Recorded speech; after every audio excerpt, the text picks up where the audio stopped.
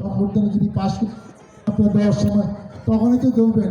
এই যে 15 দিন হয়ে গেল, আগের থেকে তো বেড়ে গেছে আমাদের ব্যবসা, আগের থেকে চাঁদাবাজি বেড়ে গেছে। বাড়ি বানাইবেন, টাকা দিতে হবে, ইট বালি সিমেন্টের ব্যবসা করবেন, জোর করে ব্যবসা নিয়ে যাবেন। এইসব বদনাম আপনার কিন্তু নেবেন। এই যে বললাম না, জনগণ যেটা পছন্দ করে না, এই কথাটা যদি একজন বাড়ির মালিক হাটে বাজারে চা খেতে খেতে বলে যে বিএনপির লোকেরা ব্যবসা নিয়ে জোর করে আমাকে ক্ষতি করতেছে, 2 নম্বর বালি আর 3 নম্বর সিমেন্ট দিতেছে, এটা তো দলে একটা বদনাম হবে। এইসব বদনাম হয়েছে দেখেই আওয়ামী লীগের পতন হয়েছে। এইরকম বদনাম যেন আর না হয়। দেখেন, আমরা জনগণের ভোটে পাশ করতেছি, 17 বছর ইলেকশন হয় নাই, মানুষ ভোট দিতে পারে নাই, এবার আশা করে আছে। এখনও যদি আমরা এদের কথা শুনি না, এরা আমাদের বিশ্বাস করে ভোট দিল, এখন তারপর করে এখন আমি আপনি চিনি না, এখন আমি সব কিছুর থেকে আমি ভাগ নিব, পার্সেন্টেজ নেব, টাকা নিব, এখন আমার আর খুঁজে পাবেন না। এটা হয় না। আমার বাবার নাম দেওয়ান ইদ্রিস, উনি 5 বছর চেয়ারম্যান ছিল, এমপি ছিল, আমি 2বার এমপি ছিলাম। আমাদের ভুলভ্রান্তি থাকতে পারে, কিন্তু কোনো অন্যায়কে, চাঁদাবাজিকে, ছিনতাইকারীকে, মাদক ব্যবসায়ীকে প্রশ্রয় আমি দিব না, দিব না, দিব না। আপনারা অপেক্ষা করেন। আর আমি বলি, দেখেন একসময় এই বিউল একটা অবহেলিত এলাকা ছিল। এখানে ঢাকার বড় বড় সন্ত্রাসী এখানে এসে থাকতো, এখানে আশ্রয় নিত। অনেকে আছে পুলিশ খুঁজে দেখা ওরা জঙ্গলেই থাকছে 7-8 ধরে, এরকম কোনো ঘটনা আমার জানা। অনেক ভাটা হতো আগে, আমি 96-এর কথা বলতেছি, 2001 সালের কথা বলছি।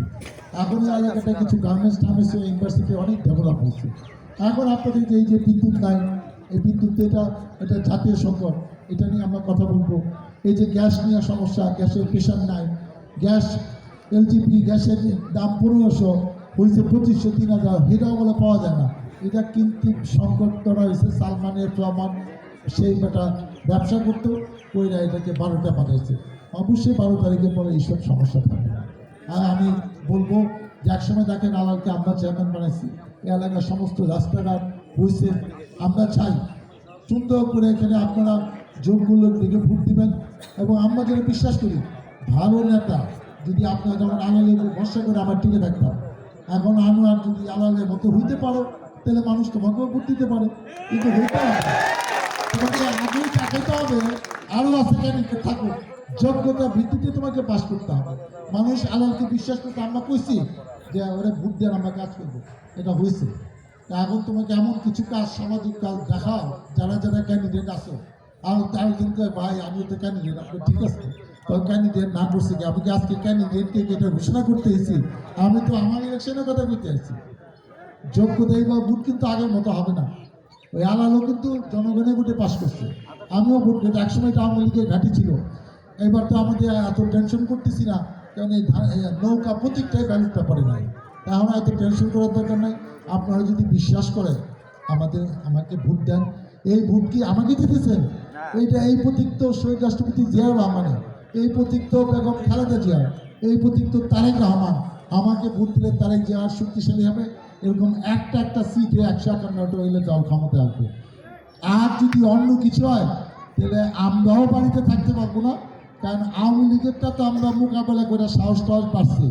এরা যে কি চিকন বুদ্ধির লোক, এরা যে কি করবো, ওরা তো গুম টুম করলে জাতি জানতো, পত্রিকায় আইতো, ফেসবুকে আইতো, এইটাও জানবেন না। করবো যে একটা গাড়ি ধাক্কা দেওয়া পরে মেরে ফেলাইছে, গাড়ি অ্যাক্সিডেন্টে মারা গেছে, পুলিশও কিছু করবো না, অন্য কেউ করবো না। অতএব এদেরকে চিনা রাখেন, দেশটাকে রক্ষা করেন। এটা কিন্তু কঠিন নির্বাচন। আমি আপনাদের কাছে দোয়া চাই, সহযোগিতা চাই, সমর্থন চাই, আপনাদের কাছে ধানের শীষে ভোট চাই। আপনাদের ভোটে নির্বাচিত হয়ে তাদের কল্যাণে এই মসজিদ, মাদ্রাসা, শিক্ষা প্রতিষ্ঠানের ভবন, ওই যে আলমগীর বলে একটা স্কুল বানাবো। কেন রে বাবা, তোরা বানা না, তোকে টাকা আছে, ওই আনোয়ারের টাকা পয়সা আছে, সুন্দর স্কুল বানা, এটা নিয়ে যা যা গভর্নমেন্টের পারমিশন দিয়া আমি মানুষের সেবা করতে চাই। কোনো স্কুল কলেজ বানানো আমার দায়িত্ব না। যা বানাইছি 3-4টা বানাই পেয়েছি। দেওয়ানিস কলেজ, জিরাবো দেওয়ানিস কলেজ আমি বানাইছি, নিশ্চিন্তপুর দেওয়ানিস উচ্চ বিদ্যালয় আমি বানাইছি, 2টা উচ্চ প্রতিষ্ঠান, দেওয়ানিস ল কলেজ সামনে আমি বানাইছি, শিখুন্ডিয়া সালায়া খাতুন প্রাথমিক বিদ্যালয় আমি বানাইছি। এক জীবনে আর বানানোর দরকার নাই। এখন সুস্থভাবে বেঁচে থাকতে পারি যতদিন হায়াত দিচ্ছে, আর জনগণের ভোটে হইতে পারলে জনগণের জন্য বাকি সময়টা আমি উৎসর্গ করতে চাই। আপনারা আমাকে ভোট দিয়েন, আমার জন্য দোয়া করেন, আপনাদের পাশে থেকে আপনাদের কল্যাণের জন্য আমি কাজ করতে পারি। মহান আল্লাহ তাআলা আমাকে যেন সেই তৌফিক দেয়। আল্লাহ হাফেজ। বাংলাদেশ জিন্দাবাদ।